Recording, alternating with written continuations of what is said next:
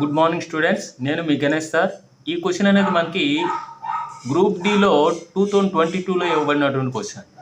The ratio of the sum of all interior angles and the measure of an exterior angle of a regular polygon is 24:1. Find the number of sides of a polygon. అంటే ఒక polygon ఉంది, అందులో ఎన్ని sides ఉంటాయో find out చేయమంటున్నాడు. వాడేమిచ్చాడు? Sum of all interior angles ఇచ్చాడు. అంటే 2n-4 into 90 degrees sum of all interior యాంగిల్స్కి ఫార్ములా అనమాట.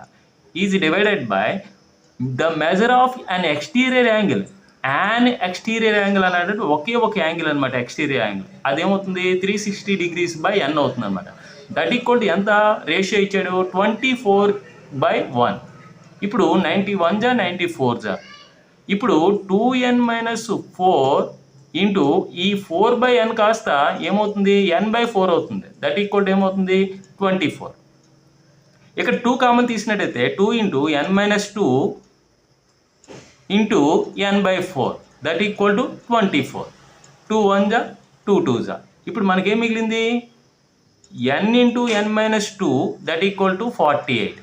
ఇప్పుడు మనకి దీన్ని మనం మల్టిప్లికేషన్ చేసినట్టయితే ఒక క్వాడ్రాటిక్ ఈక్వేషన్ వస్తుంది.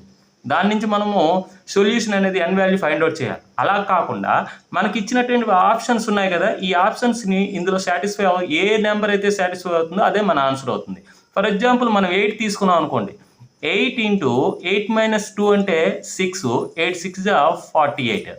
అంటే మనకి 48 రావడం జరిగింది కాబట్టి మన ఆప్షన్ ఏమవుతుంది? ఖచ్చితంగా మనకి డి అనేది ఆప్షన్ రైట్ అవుతుంది అనమాట.